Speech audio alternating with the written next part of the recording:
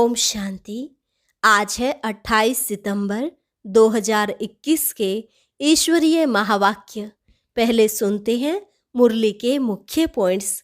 बाबा ने कहा, मैं अभी खास तुम बच्चों को पढ़ाने आया हूँ जो बहुत समय पहले मुझसे अलग हुए हैं। उन्हों का ही संगम पर मेला लगता है। जो जास्ती समय वहाँ साथ रहे, बाप उनको नहीं मिलते। फिर बाबा ने कहा, मैं ड्रामानुसार अपने समय पर ही आता हूँ। यहाँ सब ड्रामा के वश होकर कर्म कर रहे हैं, ईश्वर के वश नहीं। इसलिए किसी का कोई दोष नहीं। ईश्वर से भी ड्रामा तीखा है। फिर बाबा ने कहा, अब सबकी कयामत का समय है। हिसाब किताब चुकतू कर सब वापस चले जाएंगे।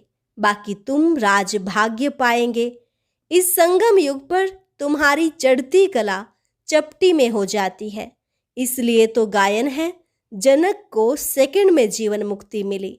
आगे कहा, तुम बने हो ब्रह्मा कुमार कुमारियां। तुम्हारा ब्राह्मण वर्ण ऊंच ते ऊंच है। ईश्वर के रचे हुए यज्ञ की तुम संभाल करते हो। इस ज्ञान यज्ञ में ही सारी पुरानी दुनिया स्वाहा हो जानी है।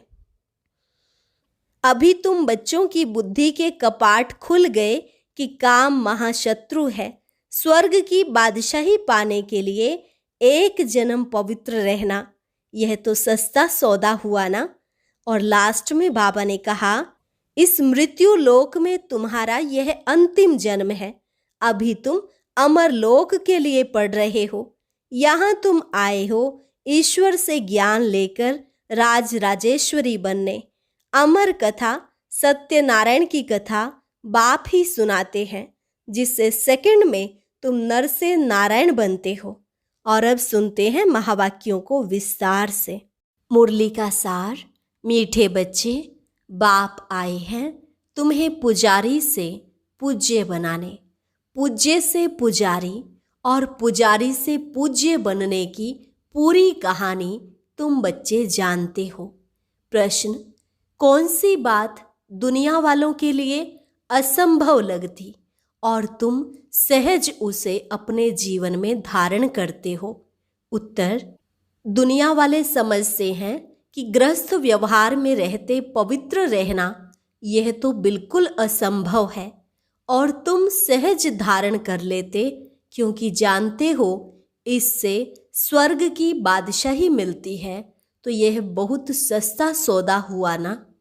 गीत, यह कौन आज आया सवेरे सवेरे। ओम शांति। अंधियारा और सवेरा दुनिया के लिए बिल्कुल अलग है। वह तो कॉमन है, तुम बच्चों का सवेरा अनकॉमन है। दुनिया को पता नहीं अंधियारा और सवेरा किसको कहा जाता है। वास्तव में यह अंधियारा और सवेरा कल्प के इस पुरुषोत्तम संगम युग पर होता है। अभी अज्ञान अंधियारा दूर होता है। गाते भी हैं, ज्ञान सूर्य प्रगटा। वह सूर्य तो रोशनी देने वाला है। यह है ज्ञान सूर्य की बात। भक्ति को अंधियारा, ज्ञान को रोशनी कहा जाता है। अभी तुम बच्चे जानते हो सवेरा हो रहा है। भक्ति मार्ग का अंधियारा पूरा हो जाता है। भक्ति को अज्ञान कहा जाता है क्योंकि जिसकी भक्ति करते हैं उनका ज्ञान कुछ भी नहीं है, वेस्ट ऑफ टाइम होता है। गुड़ियों की पूजा होती रहती है। आधा कल्प से यह गुड़ियों की पूजा होती है। पूजा किसकी करते, उनका पूरा ज्ञान भी चाहिए।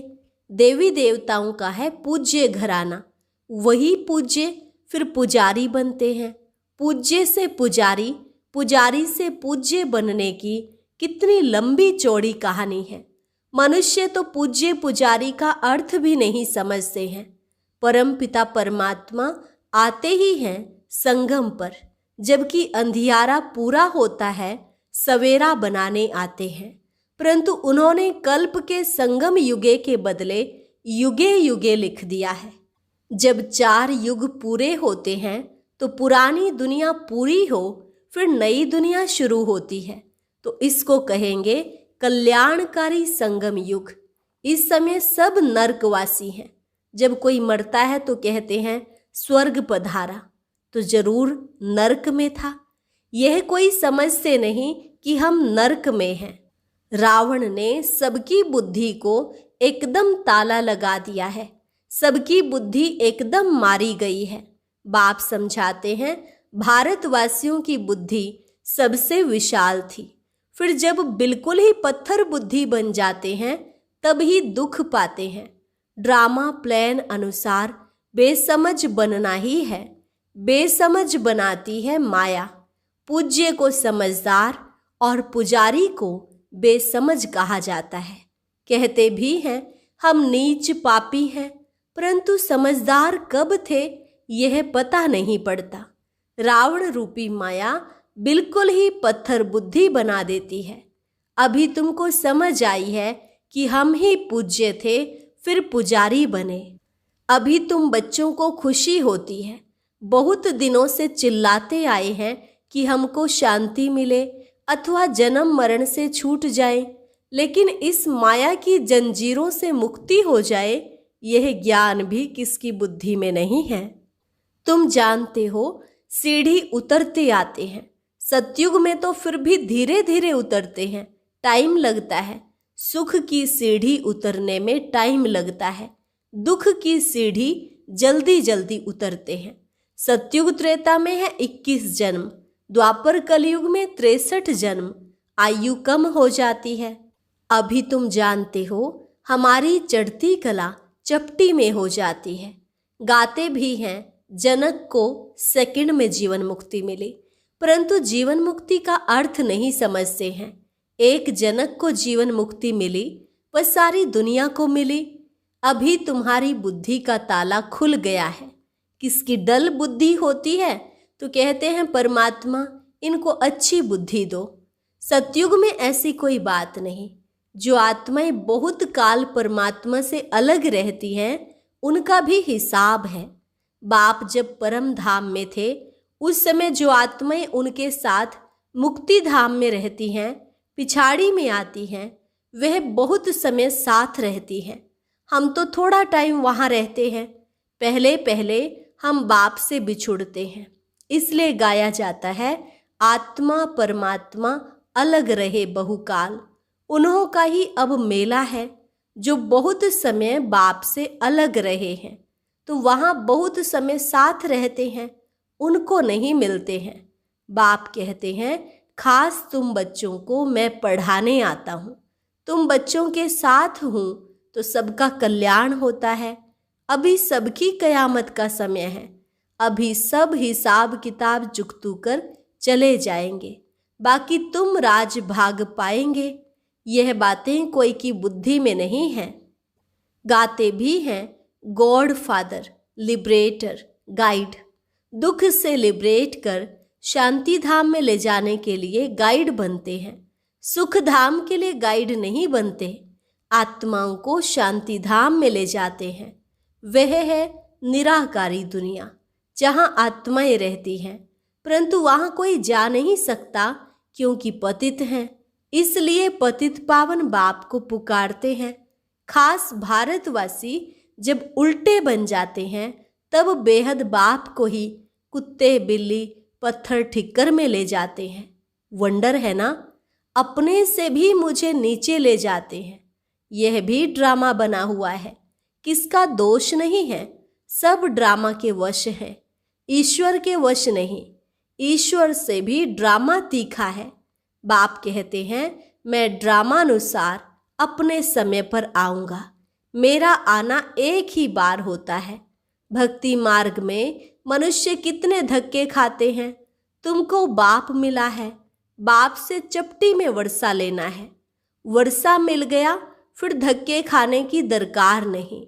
भगवान खुद कहते हैं मैं आकर वेदों शास्त्रों का सार समझाता हूँ। पहले सचखंड था, फिर झूठखंड कैसे बना यह किसको पता नहीं। गीता किसने सुनाई यह भी भारतवासी नहीं जानते। भारत का ही आदि सनातन देवी देवता धर्म था। देवता धर्म वाले ही सतो प्रधान पूज्य से जब तमो प्रधान पुजारी बन जाते हैं तब देवता धर्म प्राय लोप हो जाता है। फिर बाप आकर फिर से उस धर्म की स्थापना करते हैं। चित्र भी हैं, शास्त्र भी हैं। भारतवासियों का एक ही शास्त्र शिरोमणि गीता है। हर एक अपने धर्म को ही भूल गए हैं, इसलिए नाम बदल हिंदू रख दिया है। ड्रामा में नूंद है। आत्मा ही पुनर्जन्म में आते तमो प्रधान बन जाती है, खाद पड़ जाती है। तुम जानते हो हम सच्चे जेवर थे, अब झूठे बन गए। जेवर शरीर को कहा जाता है, शरीर द्वारा ही पार्ट बजाते हैं। हमको कितना लंबा 84 जन्मों का पार्ट मिला हुआ है। देवता, क्षत्रिय, आपे ही पूज्य, आपे ही पुजारी तुम बनते हो। मैं अगर पूज्य फिर पुजारी बनूं तो तुमको पूज्य कौन बनाए? मैं तो एवर पावन, ज्ञान का सागर, पतित पावन हूँ। तुम ही पूज्य पुजारी बन दिन और रात में आते हो, परंतु वो लोग जानते नहीं। बाप समझाते हैं दुनिया झूठी बनती जाती है, तो इतनी झूठी कहानियां बैठ बनाई है। व्यास ने भी कमाल की है। अब व्यास भगवान तो नहीं है। भगवान ने तो आकर ब्रह्मा द्वारा वेदों शास्त्रों का सार समझाया है। उन्होंने शास्त्र दे दिए हैं ब्रह्मा को। अब भगवान कहाँ? ऐसे तो नहीं विष्णु की नाभि से ब्रह्मा निकला तो विष्णु ने बैठ शास्त्रों का सार बताया? नहीं, ब्रह्मा द्वारा समझाया है। त्रिमूर्ति के ऊपर है शिव बाबा, वह बैठ सार बताते हैं ब्रह्मा द्वारा। जिनके द्वारा समझाते हैं वही फिर पालना करेंगे। तुम हो ब्रह्मा कुमार कुमारियां, ब्राह्मण वर्ण है ऊंच ते ऊंच। तुम अभी हो ईश्वरीय संतान। ईश्वर के रचे हुए यज्ञ की तुम संभाल करते हो। इस ज्ञान यज्ञ में सारी पुरानी दुनिया स्वाहा हो जानी है। इनका नाम रखा है राजस्व अश्वमेध अविनाशी रुद्र ज्ञान यज्ञ। राजाई प्राप्त कराने के लिए बाप ने यज्ञ रचा है। वह यज्ञ रचते हैं तो मिट्टी का शिव और सालिग्राम बनाते हैं। उत्पत्ति कर, पालना कर, फिर खलास कर देते हैं। देवताओं की मूर्तियों में भी ऐसे ही करते हैं। जैसे छोटे बच्चे गुड़ियों का खेल करते हैं, ऐसे यह भी करते हैं। अब बाप के लिए तो कहते हैं स्थापना, पालना, फिर विनाश करते हैं। पहले स्थापना। अभी तुम मृत्यु लोक में अमर लोक के लिए पढ़ रहे हो। यह तुम्हारा मृत्यु लोक का अंतिम जन्म है। बाप आते हैं अमर लोक स्थापन करने। एक पार्वती की कथा सुनाने से क्या होगा? अमरनाथ शंकर को कहते हैं, उनको पार्वती देते हैं। अब शंकर पार्वती स्थूल में कैसे आ सकते, जबकि उन्होंने सूक्ष्म वतन में दिखाया है। अभी तुमको समझाया है जगत अम्बा, जगत पिता, लक्ष्मी नारायण बनते हैं। लक्ष्मी नारायण फिर 84 जन्मों के बाद जगत अम्बा, जगत पिता बनते हैं। वास्तव में जगत अम्बा है पुरुषार्थी, फिर लक्ष्मी है पावन प्रालब्ध। महिमा जास्ती किसकी है? जगत अम्बा पर देखो कितना मेला लगता है। काली कलकत्ते वाली मशहूर है। काली माता के पास भला काला पिता क्यों नहीं बनाया है? वास्तव में जगत अम्बा आदि देवी ज्ञान चिता पर बैठ काले से गोरी बनती है। पहले ज्ञान ज्ञानेश्वरी है, फिर राज राजेश्वरी बनती है। यहाँ तुम आए हो ईश्वर से ज्ञान लेकर राज राजेश्वरी बनने। लक्ष्मी नारायण को राज्य किसने दिया? ईश्वर ने। अमर कथा सत्यनारायण की कथा बाप ही सुनाते हैं। सेकंड में जिससे नर से नारायण बनते हैं। अभी तुम बच्चों के कपाट खुल गए कि काम महाशत्रु है। कहते हैं ग्रस्त व्यवहार में रहकर पवित्र रहना असंभव है। समझाया जाता है बाप स्वर्ग का रचयिता है, तो जरूर वह अपने बच्चों को स्वर्ग की बादशाही देंगे। तो स्वर्ग की बादशाही पाने के लिए एक जन्म तो पवित्र रहना पड़ेगा। यह तो सस्ता सौदा हुआ ना। व्यापारी लोग इस बात को अच्छा उठाएंगे क्योंकि व्यापारी लोग दान भी करते हैं, धर्माऊ भी निकालते हैं। बाबा कहते ये सौदा कोई विरला करते हैं, कितना सस्ता व्यापार है। फिर भी कई हैं जो सौदा करके फिर फारकती भी दे देते हैं। यह नॉलेज बाप के सिवाय कोई समझा न सके। ज्ञान सागर एक ही है, वही समझाते हैं। जो पावन पूज्य था फिर 84 जन्मों के अंत में पुजारी बना है। इनके तन में मैंने प्रवेश किया। प्रजापिता तो यहाँ होगा ना। अब तुम पुरुषार्थ कर फरिश्ता बन रहे हो। अब भक्ति मार्ग की रात के बाद ज्ञान अर्थात दिन होना है। तिथि तारीख तो है नहीं। शिव बाबा कब आया किसको भी पता नहीं है। कृष्ण जयंती धूमधाम से मनाते हैं, शिव जयंती का पूरा किसको मालूम नहीं है। अच्छा, मीठे मीठे सिकिलधे बच्चों प्रति माता पिता बाप दादा का याद प्यार और गुड मॉर्निंग। रूहानी बाप की रूहानी बच्चों को नमस्ते। रूहानी बच्चों की रूहानी बाप दादा को नमस्ते नमस्ते, गुड मॉर्निंग। धारणा के लिए मुख्य सार। पहली पॉइंट, इस कल्याणकारी युग में एक बाप से ही सच्ची सच्ची सत्यनारायण की कथा, अमर कथा सुननी है। बाकी जो कुछ सुना है उसे भूल जाना है। दूसरी पॉइंट, सतयुगी बादशाही लेने के लिए इस एक जन्म में पवित्र रहना है, फरिश्ता बनने का पुरुषार्थ करना है। वरदान, बालक सो मालिकपन की स्मृति से सर्व खजानों के अधिकारी प्राप्ति संपन्न भव। हम बाप के सर्व खजानों के बालक सो मालिक हैं, नेचुरल योगी, नेचुरल स्वराज्य अधिकारी हैं। इस स्मृति से सर्व प्राप्ति संपन्न बनो। यही गीत सदा गाते रहो कि पाना था सो पा लिया, खोया पाया, यह खेल नहीं करो। पा रहा हूँ, यह अधिकारी के बोल नहीं। जो संपन्न बाप के बालक सागर के बच्चे हैं वह नौकर के समान मेहनत कर नहीं सकते।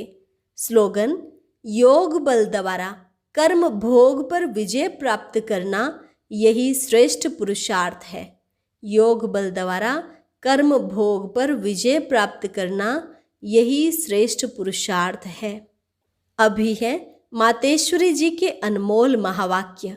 राज ऋषि सतयुगी होते हैं।